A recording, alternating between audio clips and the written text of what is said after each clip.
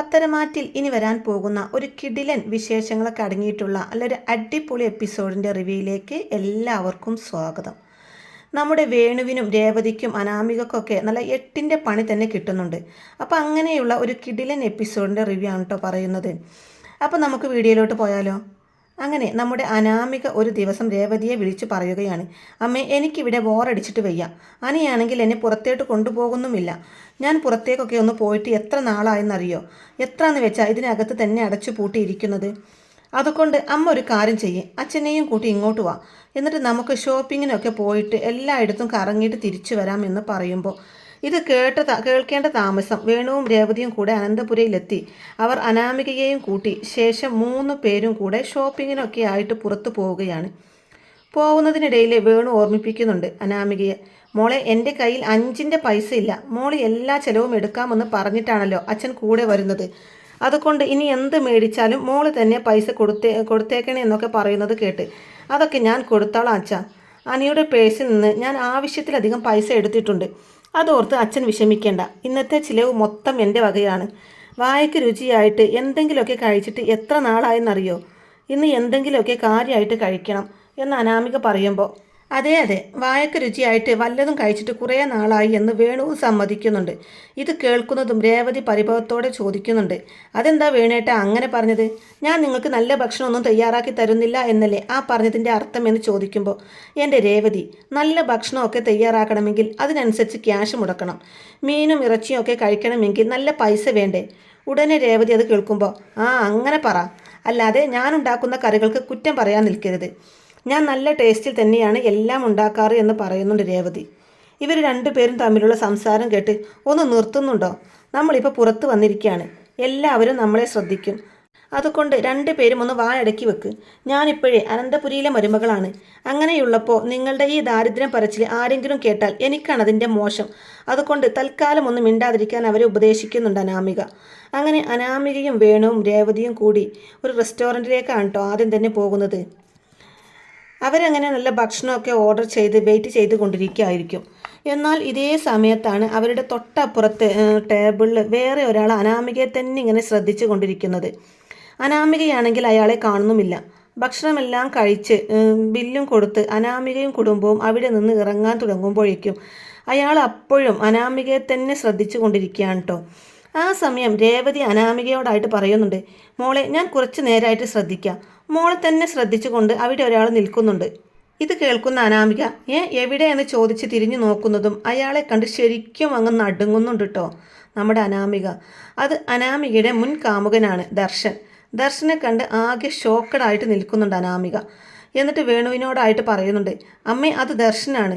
അമ്മയ്ക്കറിയില്ലേ, കോളേജിൽ പഠിക്കുന്ന സമയത്ത് നല്ല ക്യാഷുള്ള ഒരാളെ പ്രേമിക്കണം എന്നും പറഞ്ഞ് ഞാൻ ഒരാളുടെ പുറകെ നടന്നത് അയാളാണെന്നൊക്കെ രേവതിക്ക് പറഞ്ഞു കൊടുക്കുന്നുണ്ട് അനാമിക. അപ്പോൾ രേവതി പറയും, ഓ ആ ദരിദ്രവാസിയാണോ എന്ന് ചോദിക്കുമ്പോൾ അതെ അമ്മേ, അവനെങ്ങാനും എൻ്റെ കല്യാണം കഴിഞ്ഞെന്നെങ്ങാനും അറിഞ്ഞാൽ എൻ്റെ ജീവിതം അതോടുകൂടി തകരും, അതുറപ്പാണെന്നൊക്കെ അനാമിക പേടിയോടെ പറയുന്നത് കേട്ട് വേണേട്ടാ നമുക്കിപ്പോൾ തന്നെ ഇവിടെ നിന്ന് പോകണം, വേഗം വണ്ടി എടുക്കുക എന്നൊക്കെ പറഞ്ഞ് 3 പേരും വേഗത്തിൽ തന്നെ അവിടെ നിന്ന് സ്ഥലം വിടുകയാണ്. പോകുന്നതിനിടയിൽ അനാമിക വേണുവിനോടായിട്ട് പറയുന്നുണ്ട്, ആ ദർശൻ അവിടെ നിൽപ്പുണ്ടായിരുന്നു എന്നുള്ള കാര്യം. ഇത് കേൾക്കുന്നതും വേണു ആണെങ്കിലും ഒന്ന് ഞെട്ടുന്നുണ്ട്. എന്നിട്ട് ചോദിക്കുന്നുണ്ട്, ഏത്? നീ കോളേജിൽ പഠിക്കുമ്പോൾ നീ പിറകെ നടന്ന ദർശനോ? അതേ അച്ഛ, അവൻ തന്നെ. അവനെങ്ങാനും എൻ്റെ കല്യാണം കഴിഞ്ഞെന്നെങ്ങാനും അറിഞ്ഞാൽ, ഞാൻ വലിയ കോടീശ്വരനെയാണ് വിവാഹം കഴിച്ചിട്ടുള്ളതെന്ന് അറിഞ്ഞാൽ അതൊക്കെ പ്രശ്നമാവും, എൻ്റെ കാര്യത്തിലൊരു തീരുമാനവും ആവും. ഉടനെ തന്നെ വേണു ചോദിക്കുന്നുണ്ട്, അവൻ ഇവിടുന്ന് നാട് വിട്ടു പോയതല്ലായിരുന്നോ? വീണ്ടും വന്നോന്ന് ചോദിക്കുമ്പോൾ അച്ഛൻ എന്താ ഒന്നും അറിയാത്ത പോലെ സംസാരിക്കുന്നത്? അവനെ ഒഴിവാക്കാൻ നമ്മൾ കാണിച്ചു കൂട്ടിയതൊക്കെ അച്ഛൻ മറന്നുപോയോ? അച്ഛൻ തന്നെയല്ലേ കഞ്ചാവ് തന്ന് അത് കൊണ്ടുപോയി അവൻ്റെ ബാഗിൽ വെക്കാൻ പറഞ്ഞത്? എന്നിട്ട് അവനെ പോലീസ് പിടിച്ച് നാട്ടിൽ നിൽക്കാൻ വയ്യാതെ ആയപ്പോൾ അവൻ നാട് വിട്ടു പോയതല്ലേ? അപ്പോൾ വേണു ചോദിക്കുന്നുണ്ട്, അത് അവൻ തന്നെയാണെന്നുള്ള കാര്യത്തിൽ നിനക്ക് ഉറപ്പുണ്ടോ എന്ന്? അതേ അച്ഛ, അവൻ തന്നെയാണത്. അവൻ എന്നെ തന്നെ നോക്കി നിൽക്കുകയായിരുന്നു. അതിൽ നിന്നും വേണുവിനും ഉറപ്പാവുകയാണ് അത് ദർശൻ തന്നെയാണെന്ന്. നിന്നെ അവന് മനസ്സിലായി കാണും എന്നും ഇനി നമ്മൾ എന്ത് ചെയ്യും എന്നൊക്കെ വേണുവും രേവതിയും കൂടെ ചോദിക്കുമ്പോൾ എനിക്കറിയില്ല അച്ഛ, അന്ന് ഞാനാണ് അതെല്ലാം ചെയ്തത് എന്ന് അവനിപ്പോൾ അറിഞ്ഞു കാണും. അതുകൊണ്ടാണിപ്പോൾ അവൻ ഇങ്ങോട്ടേക്ക് വന്നത്. അല്ലെങ്കിൽ ഈ നശിച്ച നാട്ടിലേക്ക് അവൻ ഒരിക്കലും തിരിച്ചു വരില്ലായിരുന്നു.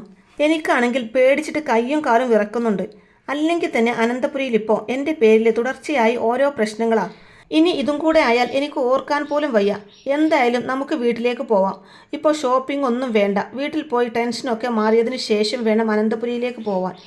എന്തായാലും അച്ഛൻ വീട്ടിലേക്ക് വണ്ടി വിടുമെന്ന് പറഞ്ഞ് അനാമിക സ്വന്തം വീട്ടിലേക്ക് പോകുന്നുണ്ട്. പിന്നീട് 3 പേരും ടെൻഷനോട് കൂടി ഇരിക്കുന്നുണ്ട് കേട്ടോ. ഈ സമയം തന്നെ അവരെ ഞെട്ടിച്ചുകൊണ്ട് കോളിംഗ് ബെല്ല് അടിക്കുന്നുണ്ട്. പോയി നോക്കുന്ന സമയത്ത് ദർശൻ തന്നെയായിരിക്കും കേട്ടോ അവരെ ഫോളോ ചെയ്ത് വന്നത്. ദർശനെ കാണുന്നതും 3 പേരും പേടിച്ച് വിറച്ച് നിൽക്കുകയാണ്. ദർശനാണെങ്കിൽ അവരെ നോക്കി ഒരു പുച്ഛഭാവത്തോടെ, അങ്കിളിന് എന്നെ മനസ്സിലായി കാണുമല്ലോ. ഞാൻ കരുതി നിങ്ങൾ ഈ വീടൊക്കെ വിട്ട് ദൂരെ എവിടേക്കെങ്കിലും പോയിട്ടുണ്ടാവും എന്ന്. അല്ല, അങ്കിളിൻ്റെ മോളെവിടെ? കുറേ നാളായി ഞാൻ എൻ്റെ അനാമിക മോളെ ഒന്ന് കണ്ടിട്ട്. ഞാനൊന്ന് അവളെ കാണട്ടെ എന്നും പറഞ്ഞുകൊണ്ട് ദർശൻ ഒരു പുച്ഛച്ചിരിയോടെ അകത്തേക്ക് കയറുന്നുണ്ട്. അതേസമയം ഒന്നും അറിയാത്തതുപോലെ അനാമിക അതാരാ അച്ഛ എന്നും ചോദിച്ചുകൊണ്ട് അങ്ങോട്ടേക്ക് വരികയാണ്. അപ്പോൾ ദർശൻ അനാമികയോട് പറയുന്നുണ്ട്, ഹായ് ഡിയർ മോളു, എന്നെ നീ മറന്നോ? മോളുടെ ദർശേട്ടനാണ് ഈ വന്നിരിക്കുന്നത്. അനാമികയാണെങ്കിൽ അപ്പോഴും പേടിയോടെ ദർശനെ തന്നെ നോക്കി നിൽക്കുകയാണ്. അല്ല, മോളെന്താ ഇങ്ങനെ എന്നെ തന്നെ നോക്കുന്നത്? ഞാൻ വരും എന്ന് നീ ഒട്ടും പ്രതീക്ഷിച്ചു കാണില്ല അല്ലേ? ഞാൻ കുറച്ച് ദിവസമായിട്ട് നിന്നെ തന്നെ തപ്പി നടക്കുകയായിരുന്നു. കുറച്ച് ദിവസം മുമ്പ് ഞാൻ നിന്നെ അന്വേഷിച്ച് ഇവിടേക്കും വന്നിരുന്നു. പക്ഷേ ഇവിടെയാണെങ്കിൽ 3-4 ദിവസമായിട്ട് ആരെയും കണ്ടില്ല. ഈ വീടും പൂട്ടി നിങ്ങളൊക്കെ എവിടെയാണ് പോയതെന്ന് അന്വേഷിച്ചു ഞാൻ. അപ്പോഴാണ് ഇവിടെ അടുത്തൊരാൾ എന്നോട് പറഞ്ഞത് മോളുടെ കല്യാണം കഴിഞ്ഞെന്നും മോളും അച്ഛനും അമ്മയും ഒക്കെ ഭർത്താവിൻ്റെ വീട്ടിലാണെന്നും കോടീശ്വരനായിട്ടുള്ള ഒരാളെയാണ് മോൾ കല്യാണം കഴിച്ചതെന്നാണ് എനിക്കറിയാൻ കഴിഞ്ഞത്. തുടർന്ന് ചോദിക്കുന്നുണ്ട്, നീ എന്നാ അവൻ്റെ കയ്യിൽ നിന്ന് കിട്ടാനുള്ളതൊക്കെ വാങ്ങിച്ചിട്ട് അവിടെ നിന്നും പോരുന്നത്? അല്ല, നിന്റെ ശീലം അങ്ങനെയാണല്ലോ. അങ്ങനെയല്ലേ നീ എന്നെയും തേച്ചത്? എന്നാലും നീ എന്നെ ഇങ്ങനെ ചതിക്കുമെന്ന് ഞാൻ ഒരിക്കലും പ്രതീക്ഷിച്ചില്ല. ഒഴിവായി പോകുന്നില്ലെന്ന് കണ്ടപ്പോൾ എന്നെ ഒഴിവാക്കാനായി നീ കണ്ടെത്തിയ ഐഡിയ എന്തായാലും കൊള്ളാം. നിന്റെ അച്ഛൻ്റെ ബുദ്ധിയായിരിക്കും അല്ലേ അത്? ഞാൻ നാട്ടിലും വീട്ടിലും എല്ലായിടത്തും നാണം കെട്ട് നാട് വിട്ടു പോയതാ. എന്നാൽ ഈ ഇടക്കാണ് ഞാൻ അറിഞ്ഞത് ഇതിൻ്റെയൊക്കെ പിന്നിൽ നീയാണെന്ന്. നിന്നെ പലതവണ ഞാൻ ഫോൺ ചെയ്യാൻ നോക്കിയതാ, പക്ഷേ വിളിച്ചിട്ട് കിട്ടിയില്ല. നീ ആ സിമ്മൊക്കെ കളഞ്ഞു കാണുമെന്ന് എനിക്കറിയായിരുന്നു. എന്തായാലും നേരിട്ട് നിന്നെ ഒന്ന് കാണണമെന്ന് കരുതി. നീയാണെങ്കിൽ ഇപ്പോൾ കോടീശ്വരിയാണല്ലോ. എനിക്കാണെങ്കിൽ ഇപ്പോൾ കുറച്ച് പൈസയുടെ അത്യാവശ്യമുണ്ട്. അതുകൊണ്ട് നീ എന്നെ ഒന്ന് സഹായിക്കണം. പ്രേമിച്ച് നടക്കുന്ന സമയത്ത് ഒരുപാട് പൈസ നീ എൻ്റെ കയ്യിൽ നിന്നും വാങ്ങിച്ചെടുത്തിട്ടുണ്ട്. ഇനി നിൻ്റെ ഊഴാണ്. നീ എന്നെ സഹായിച്ചേ പറ്റൂ. കുറച്ച് പൈസ നീ എനിക്ക് തന്നേ പറ്റൂ എന്നൊക്കെ ദർശൻ പറയുന്നത് കേട്ട് അനാമിക ഞാനൊന്നും ചെയ്തിട്ടില്ല എന്നും പറഞ്ഞു നിൽക്കുകയാണ്. നീ എന്നെ തെറ്റിദ്ധരിച്ചിരിക്കുകയാണെന്ന് കൂടെ അനാമിക പറയുമ്പോൾ ദർശൻ അത് കേട്ട് ശരിക്കും ദേഷ്യം വരുന്നുണ്ട്. ഇനി നീ കള്ളം പറഞ്ഞ് ബുദ്ധിമുട്ടൊന്നും വേണ്ട. എനിക്കെല്ലാം അറിയാം. എൻ്റെ ലൈഫ് നശിപ്പിച്ചത് നീ ഒറ്റൊരുത്തിയാ. ഒന്ന് നീ കേട്ടോ, ഞാനിപ്പോൾ ചോദിക്കുന്ന പൈസ എനിക്ക് തന്നാൽ നിനക്ക് കൊള്ളാം. അല്ലെങ്കിൽ ദേ ഇത് കണ്ടോ, നിൻ്റെ കുറേ പഴയ ഫോട്ടോസ് എൻ്റെ ഫോണിൽ ഇപ്പോഴുമുണ്ട്. അതെങ്ങനെയൊക്കെയുള്ള ഫോട്ടോസ് ആണെന്ന് ഞാൻ നിന്നോട് പറഞ്ഞു തരേണ്ട ആവശ്യമില്ലല്ലോ. അതുകൊണ്ട് എൻ്റെ മോള് മര്യാദക്ക് എനിക്ക് ഞാൻ ചോദിക്കുന്ന ക്യാഷ് തന്നു. അനാമികയാണെങ്കിൽ ഇതെല്ലാം കേട്ട് നിന്ന് വിയർക്കുകയാണ്. എങ്കിലും ദർശനോട് ചോദിക്കുന്നുണ്ട്, ദർശ നീ എന്തൊക്കെയായി പറയുന്നത്? എൻ്റെ കയ്യിൽ അതിനു മാത്രം പൈസ ഒന്നുമില്ല. എന്നാൽ ദർശൻ അത് വിശ്വസിക്കുന്നില്ല. കാരണം കോടീശ്വരനായ ഒരാളെയാണല്ലോ വിവാഹം കഴിച്ചിരിക്കുന്നതെന്ന് ദർശന് മനസ്സിലായിട്ടുണ്ട്. അതുകൊണ്ട് തന്നെ ദർശൻ പറയുന്നുണ്ട്, ഇനി നിൻ്റെ കയ്യിൽ ഇല്ലെങ്കിൽ പോലും നിൻ്റെ ഭർത്താവ് ഒരു കോടീശ്വരനാണല്ലോ. നീ അവനോട് ചോദിച്ച് വാങ്ങിച്ചിട്ട് എനിക്ക് താ. അനാമിക വീണ്ടും, ദർശ ഞാൻ നിൻ്റെ കാല് പിടിക്കാം. നീ ആ ഫോട്ടോസും വീഡിയോസും ഒക്കെ ഒന്ന് ഡിലീറ്റ് ചെയ്യുമെന്ന് പറയുമ്പോൾ ഞാൻ ഡിലീറ്റ് ചെയ്തോളാം. പക്ഷേ അതിനു മുമ്പ് ഞാൻ പറഞ്ഞ എമൗണ്ട് എനിക്ക് നീ തന്നിരിക്കണം. അത് കേൾക്കുന്ന അനാമിക എത്ര രൂപയാ വേണ്ടതെന്ന് ചോദിക്കുമ്പോൾ എനിക്കൊരു 50 ലക്ഷം രൂപ വേണം എന്ന് പറയുന്നുണ്ട് ദർശൻ. അത് കിട്ടിയാൽ പിന്നെ നിന്നെ ഞാൻ ഒരിക്കലും ശല്യം ചെയ്യാൻ വരില്ല. എൻ്റെ കയ്യിലുള്ള വീഡിയോസും ഫോട്ടോസും എല്ലാം ഞാൻ ഡിലീറ്റും ചെയ്യാം. വേണമെങ്കിൽ ഈ ഫോൺ തന്നെ നിനക്ക് ഞാൻ തന്നേക്കാം. എന്തായാലും 50 ലക്ഷം എന്ന് കേൾക്കുന്നതോടെ അനാമിക ശരിക്കും ഞെട്ടുന്നുണ്ട് കേട്ടോ. നീ എന്തൊക്കെയാ ദർശായി പറയുന്നത്? 50 ലക്ഷം രൂപ ഞാൻ എങ്ങനെ ഉണ്ടാക്കാനാ? നീ വിചാരിക്കുന്ന പോലത്തെ സാഹചര്യത്തിലൊന്നും അല്ല ഞാൻ. എന്നാൽ ദർശൻ അതൊന്നും വിശ്വസിക്കുന്നില്ല. നിനക്ക് തരാൻ പറ്റിയില്ലെങ്കിൽ ഈ ഫോട്ടോസൊക്കെ ഞാൻ നേരെ നിന്റെ ഭർത്താവിൻ്റെ വീട്ടിലേക്ക് അങ്ങ് അയക്കാം. അതല്ലേ നല്ലതെന്ന് പറഞ്ഞ് ഭീഷണി മുഴക്കുമ്പോൾ, അയ്യോ ദയവ് ചെയ്ത് നീ അങ്ങനെയൊന്നും ചെയ്യല്ലേ. എൻ്റെ ജീവിതം നീ തകർക്കല്ലേ ദർശ. അപ്പോൾ ദർശൻ പറയും, അങ്ങനെയാണെങ്കിൽ നീയും നിൻ്റെ അച്ഛനും അമ്മയും ഒക്കെ ഒന്ന് ഇരുന്ന് ആലോചിക്ക്. എന്നെ കുടുക്കാൻ വഴി കണ്ടുപിടിച്ചതുപോലെ ഇതും ഒന്ന് ഇരുന്ന് ആലോചിച്ചാൽ 50 ലക്ഷം രൂപയൊക്കെ നിസ്സാരമായിട്ട് നിനക്കുണ്ടാക്കാൻ സാധിക്കും. ഒരു 10 ദിവസം കൂടെ ഞാൻ നിനക്ക് സമയം തരാം. അതിനുള്ളിൽ എനിക്ക് ആ പൈസ കിട്ടിയില്ലെങ്കിൽ ഈ ദർശൻ ആരാണെന്ന് എൻ്റെ അനാമിക മോൾ അറിയാൻ പോകുന്നതേയുള്ളൂ. ഏതായാലും ഈ ഫോട്ടോസ് എല്ലാം എൻ്റെ കയ്യിൽ ഭദ്രമായിട്ടിരിക്കും. ഇത്രയും പറഞ്ഞ് ദർശൻ അവിടെ ഒന്ന് പോകുമ്പോൾ ആകെ തകർന്നു പോകുന്നുണ്ട് അനാമിക. അച്ഛാ ഇനി എന്ത് ചെയ്യും? അവൻ ചോദിച്ചത് കേട്ടില്ലേ? 50 ലക്ഷം രൂപ കൊടുത്തില്ലെങ്കിൽ എൻ്റെ ജീവിതം അവൻ തകർക്കും. അതെനിക്കുറപ്പാ. അനിയാണെങ്കിൽ എന്നെ ഒഴിവാക്കാനായിട്ട് എന്തെങ്കിലും ഒരു കാരണം കിട്ടാൻ വേണ്ടി കാത്തിരിക്കുക. ഇതൊക്കെ അനന്തപുരിയിലുള്ളവരും കൂടെ അറിഞ്ഞാലുള്ള അവസ്ഥ എനിക്ക് ആലോചിക്കാൻ പോലും വയ്യാച്ച എന്നൊക്കെ കരഞ്ഞുകൊണ്ട് അനാമിക പറയുമ്പോൾ, മോളെ ഇത്രയും വലിയ തുക നമ്മൾ എങ്ങനെ ഉണ്ടാക്കാനാണ് എന്ന് ചോദിക്കുന്നുണ്ട് വേണു. എനിക്കറിയില്ല അച്ഛാ, പക്ഷെ എങ്ങനെയെങ്കിലും അവന് 50 ലക്ഷം രൂപ കൊടുത്തേ പറ്റൂ. ഞാൻ കൊടുത്തിരിക്കും. എങ്ങനെയെങ്കിലും അവന് പണം കൊടുത്ത് ഒഴിവാക്കിയേ പറ്റൂ അച്ഛാ എന്നൊക്കെ പറയുന്നുണ്ട് അനാമിക. വേണു ആണെങ്കിലും ആകെ നിസ്സഹായനായി നിൽക്കുകയാണ്. എന്നിട്ട് അനാമികയോട് പറയുന്നുണ്ട്, മോളെ ഈ അച്ഛൻ്റെ മുമ്പിൽ ഒരു മാർഗവും തെളിഞ്ഞു കാണുന്നില്ല എന്ന് പറയുമ്പോൾ, എന്തായാലും ഞാൻ അനന്തപുരിയിലേക്ക് തന്നെ തിരിച്ചു പോവുകയാണ്. അവിടെ ചെന്നാൽ എന്തെങ്കിലും ഒരു മാർഗമുണ്ടോ എന്ന് ഞാൻ നോക്കട്ടെ എന്നും പറഞ്ഞുകൊണ്ട് അനാമിക അനന്തപുരിയിലേക്ക് പോവുകയാണ്. തിരികെ എത്തിയ അനാമികയെ കണ്ട് ജാനകി ചോദിക്കുന്നുണ്ട്, അല്ല മോള് ഷോപ്പിങ്ങിനൊന്നും പറഞ്ഞ് ഇറങ്ങിയതല്ലായിരുന്നോ? എന്നിട്ട് ഇത്ര നേരത്തെ വന്നോ? ഒന്നും വാങ്ങിച്ചില്ലേ എന്നൊക്കെ തിരക്കുന്നതും, അത് പിന്നെ അമ്മേ, എനിക്ക് നല്ല തലവേദനയായിരുന്നു, അപ്പോൾ ഞാൻ നേരത്തെ ഇങ്ങ് പോന്നതാ. അപ്പോൾ അത് കേൾക്കുന്ന ജാനകി, ആണോ, എന്നാൽ മോള് പോയി റെസ്റ്റ് എടുക്ക്, ഞാൻ പോയിട്ട് മോൾക്ക് നല്ലൊരു ചായ ഉണ്ടാക്കി കൊണ്ടുവരാം എന്നും പറഞ്ഞ് ജാനകി കിച്ചണിലേക്ക് പോകുമ്പോൾ അനാമികയാണെങ്കിൽ ടെൻഷനോടെ അങ്ങോട്ടും ഇങ്ങോട്ടും നടക്കുകയാണ്. എത്രയും പെട്ടെന്ന് 50 ലക്ഷം രൂപ കിട്ടിയേ പറ്റൂ. അതെങ്ങനെ ഒപ്പിക്കാൻ പറ്റുമെന്ന് അനാമിക തല പുകഞ്ഞ് ആലോചിക്കുന്നുണ്ട്. ഇനിയിപ്പോൾ എന്താ ചെയ്യുക? കയ്യിലാണെങ്കിൽ സ്വർണ്ണാഭരണങ്ങളുമില്ല. ഉള്ളതൊക്കെ അച്ഛൻ്റെ കടം വീട്ടാനായിട്ട് എടുത്തു കൊടുത്തു. ഇനിയിപ്പോൾ ഞാൻ എന്ത് ചെയ്യും? ഇത്രയും വലിയൊരു തുക എങ്ങനെ ഉണ്ടാക്കും എന്നെല്ലാം ചിന്തിച്ച് സങ്കടപ്പെട്ടിരിക്കുകയാണ് അനാമിക. ഈ സമയത്ത് തന്നെയാണ് അനി റൂമിലേക്ക് വരുന്നത്. അനാമികയെ കാണുന്ന അനി, അല്ല നീയല്ലേ ഷോപ്പിങ്ങിന് പോവുകയാണെന്നും പറഞ്ഞ് പോയത്, എന്നിട്ട് നേരത്തെ എത്തിയോ എന്ന് ചോദിക്കുമ്പോൾ, ഞാൻ നേരത്തെ എത്തി. അനിയുടെ കയ്യിൽ ഒരു ബാഗ് കാണുന്ന അനാമിക ഇത് എന്താണെന്ന് ചോദിക്കുന്നതും, ഇത് ഓഫീസിലെ ക്യാഷാണ്, ആദർശേട്ടൻ എന്നോട് എടുത്തു വെക്കാൻ പറഞ്ഞു തന്നതാ, 50 ലക്ഷം രൂപയോളമുണ്ട്, നാളെ ബാങ്കിൽ കൊണ്ടുപോയി ഇടാനുള്ളതാണെന്നൊക്കെ അനി പറയുന്നത് കേട്ട്, ഇതിവിടെ വെക്കുന്നത് സേഫാണോ എന്ന് ചോദിക്കുന്നുണ്ട് അനാമിക. അതെന്താ നീ അങ്ങനെ ചോദിക്കുന്നത്? ഞങ്ങൾ ഇവിടെ ഇതുപോലെ പല തവണ പൈസ കൊണ്ടുവന്ന് വെക്കാറുണ്ട്. ഇതുവരെ ഇവിടെ നിന്ന് ഒരൊറ്റ പൈസ പോലും ആരും കൊണ്ടുപോയിട്ടില്ല. അപ്പോൾ അനാമിക തിരിച്ചു പറയും, ഞാൻ പറഞ്ഞെന്നേയുള്ളൂ, ഇവിടെ തന്നെ കള്ളന്മാരുണ്ടല്ലോ. അന്ന് എൻ്റെ മാല പോയിട്ട് ഇതുവരെ തിരിച്ചു കിട്ടിയിട്ടില്ലല്ലോ. അനിക്ക് മനസ്സിലാവുന്നുണ്ട് ഇത് നയനിയെയും നവ്യയെയും ഉദ്ദേശിച്ചിട്ടാണ് പറയുന്നതെന്ന്. അതുകൊണ്ട് തന്നെ അനാമികയോട് തുറന്നു ചോദിക്കുന്നുണ്ട്, നീ എൻ്റെ ഏട്ടത്തിമാരെ ആയിരിക്കും കള്ളന്മാരെന്ന് ഉദ്ദേശിച്ചത് അല്ലേ? അതേടാ, അത് തന്നെയാണ് ഞാൻ ഉദ്ദേശിച്ചത്. അവരൊക്കെ ചിലപ്പോൾ ഇത്രയധികം ക്യാഷ് കാണുമ്പോൾ എടുത്ത് വീട്ടിൽ കൊണ്ടുപോയി കൊടുത്തെന്ന് വരും. നിനക്ക് അവരെക്കുറിച്ച് ഇപ്പോഴും ഒന്നും അറിയില്ലെന്ന് പറയുമ്പോൾ, ദേ അനാമികയെ അനാവശ്യം പറയരുത്. എൻ്റെ ഏട്ടത്തിമാരെ കുറിച്ച് ഇനി കുറ്റം പറയണ്ട. അവരെക്കുറിച്ച് എനിക്ക് നന്നായിട്ടറിയാം. അത്രയൊന്നും നിനക്കറിയില്ലല്ലോ. പിന്നെ നിന്റെ മാലയുടെ കാര്യം, അക്കാര്യത്തിൽ ഇതുവരെ ഒരു തീർപ്പ് വന്നിട്ടില്ല. എന്നാൽ ആദർശേട്ടൻ അതിനെക്കുറിച്ച് ഇപ്പോഴും അന്വേഷിക്കുന്നുണ്ട്. എന്നെങ്കിലും ആ കള്ളനെയോ കള്ളിയെയോ പിടിക്കാൻ പറ്റും എന്ന് തന്നെയാണ് എൻ്റെയും വിശ്വാസം. അത് കേൾക്കുന്നതും അനാമിക ഒന്ന് പേടിക്കുന്നുണ്ട് കേട്ടോ. എന്നിട്ട് ഒരു നിമിഷം മിണ്ടാതെ നിന്നതിന് ശേഷം വീണ്ടും പറയുകയാണ്, നീ എന്തൊക്കെ പറഞ്ഞാലും ഇത്രയും വലിയ ഒരു തുക ഇവിടെ വെക്കുന്നത് സേഫായിട്ട് എനിക്ക് തോന്നുന്നില്ല. കള്ളന്മാരുടെ ശല്യം നല്ലോണമുണ്ട്. നീ വെറുതെ ഇതൊന്നും ഇവിടെ കൊണ്ടുവെക്കേണ്ടെന്ന് പറയുമ്പോൾ, ഇത് ഇവിടെ തന്നെ ഇരിക്കും. ഈ അനന്തപുരിയിൽ നിന്നും മോഷ്ടിക്കാനുള്ള ധൈര്യമുള്ള കള്ളന്മാരൊന്നും ഇവിടെയില്ല എന്ന് പറഞ്ഞ് ആ ക്യാഷ് അടങ്ങിയ ബാഗ് അവിടെ അലമാരയിൽ വെച്ച് അനി അവിടെ ഒന്നും പോകുന്നുണ്ട്. അനാമികയാണെങ്കിൽ തനിക്ക് 50 ലക്ഷം രൂപ കിട്ടിയതുപോലെ സന്തോഷിക്കുന്നുണ്ട്. തേടിയ വള്ളി കാലിൽ ചുറ്റിയതുപോലെ. ഇനി ഈ 50 ലക്ഷം രൂപ എടുത്ത് ദർശന് കൊടുക്കാം, അല്ലാതെ എൻ്റെ മുമ്പിൽ വേറെ ഒരു മാർഗവും കാണുന്നില്ലെന്നൊക്കെ അനാമിക സ്വയം പറഞ്ഞിട്ട് ഉടനെ തന്നെ വേണുവിനെ വിളിക്കുന്നുണ്ട്. വേണു അനാമികയോട് ചോദിക്കുന്നുണ്ട്, എന്തായി മോളെ, പൈസ വല്ലതും കിട്ടിയോ? അവൻ ചോദിച്ച പൈസ കൊടുത്തില്ലെങ്കിൽ അവൻ വീണ്ടും വരും, പ്രശ്നങ്ങൾ ഉണ്ടാക്കും. ചിലപ്പോൾ അനന്തപുരിയിലേക്ക് തന്നെ കയറി വരുമെന്ന് അവൻ പറഞ്ഞില്ലായിരുന്നോ? 10 ദിവസത്തിനുള്ളിൽ അവൻ്റെ പൈസ കൊടുക്കണം മോളെ. അത് കേൾക്കുന്ന അനാമിക വേണുവിനോട് പറയുന്നുണ്ട്, അച്ഛാ 10 ദിവസം ഒന്നും ഇനി വേണ്ട, ഇന്ന് തന്നെ അവൻ ചോദിച്ച മുഴുവൻ പണവും നമുക്ക് കൊടുക്കാം. എന്നാൽ പിന്നെ ആ ശല്യം അങ്ങ് ഒഴിവാകുമല്ലോ. അപ്പോൾ വേണു ചോദിക്കുന്നുണ്ട്, നീ എന്താ മോളെ അങ്ങനെ പറഞ്ഞത്? ഇത്രയും വലിയ തുക ഇന്ന് തന്നെ കൊടുക്കാമെന്നോ? മോൾക്ക് പൈസ വല്ലതും കിട്ടിയോ എന്ന് ചോദിക്കുന്നുണ്ട് കേട്ടോ. അപ്പോൾ അനാമിക ചിരിച്ചുകൊണ്ട് പറയും, അതൊക്കെ റെഡിയായ പോലെ തന്നെയാണച്ചാ. അനി ഇവിടെ 50 ലക്ഷം രൂപ കൊണ്ടുവച്ചിട്ടുണ്ട്. അതെന്തായാലും ഞാൻ എടുത്ത് ദർശന് കൊടുക്കാൻ വേണ്ടി പോവുകയാണ്. അപ്പോൾ വേണുവിന് പേടിയാവുന്നുണ്ട്. അയ്യോ മോളെ, അതെടുത്തു കഴിഞ്ഞാൽ എടുത്തത് നീയാണെന്ന് അവനറിയില്ലേ? അത് വേണ്ട മോളെ, വെറുതെ റിസ്ക് എടുക്കണ്ട, നമുക്ക് വേറെ വല്ല മാർഗവും നോക്കാമെന്ന് പറയുമ്പോൾ, അച്ഛന് വേറെ എന്ത് മാർഗം നോക്കാമെന്നാണ് ഈ പറയുന്നത്?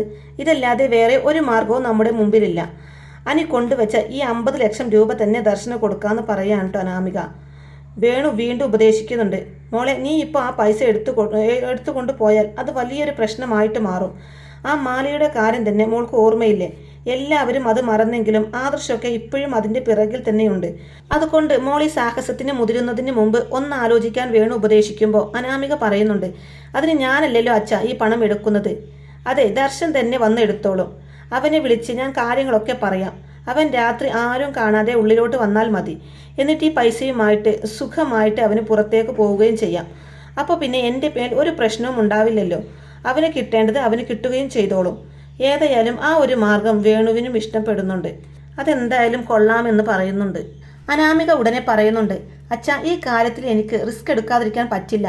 കാരണം ഇതെൻ്റെ ജീവിതമാണ്.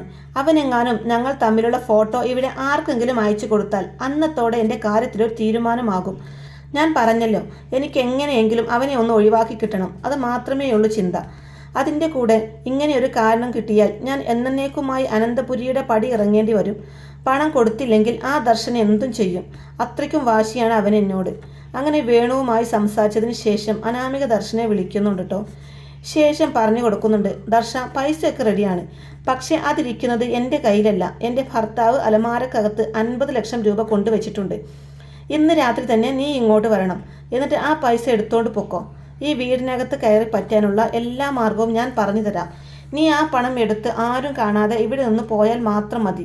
എന്നാൽ ഇത് കേൾക്കുന്നതും ദർശൻ ആകെ ടെൻഷനാവുന്നുണ്ട്. ഇതൊക്കെ വലിയ റിസ്ക് ആണെന്നും നീ തന്നെ എനിക്ക് എടുത്തു തരുന്നതല്ലേ നല്ലത് എന്നും ചോദിക്കുമ്പോൾ അനാമിക പറഞ്ഞു കൊടുക്കുന്നുണ്ട്, ദർശ, നിനക്ക് 50 ലക്ഷം രൂപ വേണമെങ്കിൽ കുറച്ചൊക്കെ റിസ്ക് എടുത്തേ പറ്റൂ. അപ്പോൾ അത് ശരിയാണെന്ന് തോന്നുന്നുണ്ട് ദർശനും.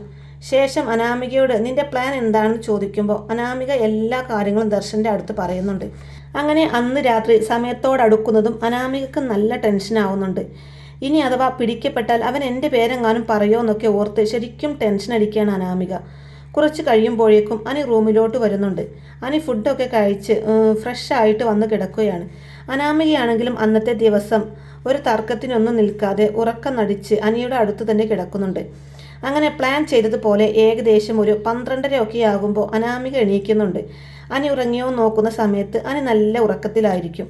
അങ്ങനെ അനാമിക ഫോൺ എടുത്ത് ദർശനെ വിളിക്കുന്നുണ്ട്. ഞാൻ ഇവിടെ എത്തിയെന്ന് അറിയിക്കുന്നുണ്ട് ദർശൻ. ബാക്കി കാര്യങ്ങളൊക്കെ നീ പറയുന്നത് പോലെ. അനാമികയാണെങ്കിൽ ദർശനോട് പറയുന്നുണ്ട്, മുകളിലോട്ട് വരാനും സ്റ്റെയർ കയറിയാൽ 3ാമത്തെ റൂമാണ് ഞങ്ങളുടേത്. പിന്നെ പതുക്കെ കയറിയാൽ മതി. റൂം ഞാൻ ഇവിടെ തുറന്നു വെച്ചിരിക്കുകയാണ്. ഞാൻ ഉറങ്ങിയതുപോലെ കിടക്കാൻ പോവാ. നീ അതെടുത്ത് പോയിക്കൊള്ളണം എന്നൊക്കെ പറയുന്നുണ്ട് കേട്ടോ. അങ്ങനെ എല്ലാം തീരുമാനിച്ചുറപ്പിച്ച് ദർശൻ ഉള്ളിലോട്ട് വരികയാണ്. അനാമികയാണെങ്കിൽ ഉറങ്ങിയതുപോലെ കിടക്കുന്നുണ്ട്. എന്നാൽ ഈ സമയത്തായിരിക്കട്ടോ നമ്മുടെ നവ്യയും എണീക്കുന്നത്. നവ്യ എണീറ്റ് വെള്ളം കുടിക്കാൻ നോക്കുന്ന സമയത്ത് ജഗ്ഗിൽ വെള്ളം കാലിയായിരിക്കും. അതുകൊണ്ട് തന്നെ കിച്ചണിൽ പോയി വെള്ളം എടുക്കാനായിട്ട് നവ്യ പുറത്തേക്ക് വരുന്നുണ്ട്. ആ സമയത്താണ് നമ്മുടെ ദർശൻ നേരെ റൂമിലോട്ട് കയറി പോകുന്നത്. അതുകൊണ്ട് തന്നെ നവ്യ ദർശനെ കാണുന്നില്ല. അങ്ങനെ അനാമികയുടെ റൂമിൽ കയറുന്ന സമയത്ത് അനാമിക പതുക്കെ കണ്ണ് തുറന്ന് നോക്കുന്നുണ്ട്. ശേഷം ദർശനോട് എടുത്തു പോകാനായിട്ട് കണ്ണുകൊണ്ട് ആംഗ്യം കാണിക്കുന്നുണ്ട്. അങ്ങനെ ദർശൻ പണം അടങ്ങിയിരിക്കുന്ന ആ ബാഗ് അവിടെ നിന്നും എടുത്ത് ഇറങ്ങാൻ തുടങ്ങുകയായിരിക്കും. ദർശൻ ഇറങ്ങി താഴേക്ക് വരുന്ന സമയത്താണ് നവ്യ വെള്ളവുമായിട്ട് മുകളിലോട്ട് വരുന്നത്. അപ്പോൾ കൺമുന്നിൽ ഒരാളെ കാണുമ്പോൾ നവ്യ ആകെ പേടിക്കുന്നുണ്ട്. അയ്യോ, കള്ളൻ കള്ളൻ എന്ന് പറഞ്ഞുകൊണ്ട് നവ്യ ഉടനെ ബഹളം വെക്കുന്നുണ്ട്. ശബ്ദം കേട്ട് വേഗം തന്നെ നയനിയും ദേവയാനിയും ഒക്കെ വരുന്നുണ്ട്. ബഹളം കേൾക്കുമ്പോൾ അനാമികക്ക് കാര്യം മനസ്സിലാവുന്നുണ്ട്. ശരിക്കും പേടിയാവുന്നുണ്ട്. ദൈവമേ, അവനെ പിടിച്ചല്ലോ, ഇനി എൻ്റെ കാര്യം പോക്കാണെന്ന് സ്വയം പറഞ്ഞിട്ട് അനാമിക അവിടെ ഉറക്കം നടിച്ച് കിടക്കുന്നുണ്ട്. ഈ ബഹളമൊക്കെ കേട്ട് അനിയും എണീക്കുന്നുണ്ട്. അനി അനാമികയെ നോക്കുന്ന സമയത്ത് അനാമിക നല്ല ഉറക്കമാണെന്ന് ചിന്തിക്കുന്ന അനി അനാമികയെ വിളിച്ചെണീപ്പിക്കുന്നുണ്ട്. അനാമികയാണെങ്കിൽ ഒന്നും അറിയാത്തതുപോലെ ഉറക്കത്തിൽ നിന്നും ഉണരുന്നത് പോലെ അഭിനയിക്കുകയാണ്. ശേഷം അവർ രണ്ടുപേരും കൂടെ താഴേക്ക് പോവുകയാണ്. ഇതേ സമയം ആദർശവും നയനിയും അങ്ങനെ അവിടെയുള്ള എല്ലാവരും അവിടെ എത്തിച്ചേരുന്നുണ്ട്. എന്നിട്ട് എല്ലാവരും നവ്യയോടായിട്ട്, നവ്യ എന്തിനാ നീ ബഹളം വെച്ചതെന്ന് ചോദിക്കുമ്പോൾ നവ്യ പരിഭ്രമത്തോടെ എല്ലാവരെയും അറിയിക്കുന്നുണ്ട്. ഞാൻ ഇവിടെ ഒരു കള്ളനെ കണ്ടെന്നും അയാൾ എന്നെ കണ്ടപ്പോൾ മുകളിലോട്ട് ഓടിയെന്നും പറയുന്നുണ്ട്. ഇതറിയുന്ന അവിടുത്തെ പുരുഷന്മാരെല്ലാം കള്ളനെ തിരയാനായിട്ട് മുകളിലോട്ട് പോകുന്നുണ്ട്. ഡോറെല്ലാം ലോക്ക് ചെയ്യുന്നുമുണ്ട്. അങ്ങനെ കള്ളനെ പിടികൂടാൻ എല്ലാവരും 4 പാടും തിരിയുന്നുണ്ടെങ്കിലും ആദ്യമൊന്നും അവനെ കണ്ടു കിട്ടുന്നില്ല. എന്നാൽ പിന്നീട് അനി തന്നെയായിരിക്കും ആ കള്ളനെ കണ്ടെത്തുന്നത്. ദർശനെ കാണുന്നതും അനി ഉടനെ തന്നെ ആദർശനെ വിളിക്കുന്നുണ്ട്. ആദർശേട്ടാ, ഇങ്ങോട്ട് വാ, ദാ ഇവിടെയുണ്ടെന്ന് പറഞ്ഞ് വിളിക്കുമ്പോൾ എല്ലാവരും കൂടി ഓടിച്ചെന്ന് ദർശനെ കയ്യോടെ പിടിക്കുകയാണ്. അങ്ങനെ മുഖമൂടിയൊന്നും ഊരാതെ തന്നെ കള്ളനെയും കൊണ്ട് താഴേക്ക് വരികയാണ്. അനാമികയാണെങ്കിൽ ഈ കാഴ്ച കണ്ടിട്ട് പേടിച്ച് വിറച്ചു നിൽക്കുകയാണ്. എൻ്റെ കാര്യത്തിൽ ഇന്നത്തോടെ തീരുമാനമായി. സത്യങ്ങളെല്ലാം ഇവൻ വിളിച്ചു പറയുമെന്നൊക്കെ കരുതി പേടിച്ച് വിറച്ചു നിൽക്കുകയാണ് അനാമിക. ശേഷം അനി ആദർശിനോടായിട്ട്, ഏട്ടാ, ഇവൻ്റെ കയ്യിലിരിക്കുന്ന ബാഗ് കണ്ടോ? ഇത് ഏട്ടൻ എന്നെ ഏൽപ്പിച്ച പൈസയാണ്. എന്നിട്ട് അനി അയാളുടെ കയ്യിൽ നിന്നും ആ ബാഗ് പിടിച്ച് വാങ്ങിക്കുന്നുണ്ട്. ശേഷം പോലീസിനെ അറിയിക്കാമെന്ന് അവർ തീരുമാനമെടുക്കുമ്പോൾ, അയ്യോ, പോലീസിനെ ഒന്നും വിളിക്കരുത്, ഞാൻ കള്ളനൊന്നുമല്ല എന്ന് ദർശൻ പറഞ്ഞത് കേട്ട് പിന്നെ മോഷ്ടിക്കാൻ കയറിയിട്ട് കള്ളനല്ലെന്നോ എന്ന് ചോദിക്കുന്നുണ്ട് ആദർശ്. അപ്പോഴാണ് ദർശൻ സത്യം പറയുന്നത്. എന്നോട് ഈ നിൽക്കുന്ന അനാമികയാണ് ഇവിടേക്ക് വരാൻ പറഞ്ഞത്. അവളുടെ ഭർത്താവ് ഇവിടെ പണം കൊണ്ടുവച്ചിട്ടുണ്ടെന്നും അതെടുത്തുകൊണ്ട് പോകണമെന്നും പറഞ്ഞ് എന്നെ വിളിച്ചു. അങ്ങനെ അവൾ പറഞ്ഞത് അനുസരിച്ചിട്ടാണ് ഞാൻ വന്നതെന്നൊക്കെ ദർശൻ എല്ലാവരും കേൾക്കെ തുറന്നു പറയുമ്പോൾ എല്ലാവരും അത് വിശ്വസിക്കാനാവാതെ അനാമികയുടെ മുഖത്തേക്ക് നോക്കുന്നുണ്ട്. അനാമികയാണെങ്കിൽ ആരെയും ഫേസ് ചെയ്യാനാവാതെ താഴേക്ക് തന്നെ നോക്കി നിൽക്കുകയാണ്. തുടർന്ന് ദർശൻ എല്ലാ കാര്യങ്ങളും എല്ലാവരോടുമായിട്ട് തുറന്ന് പറയുന്നുണ്ട്.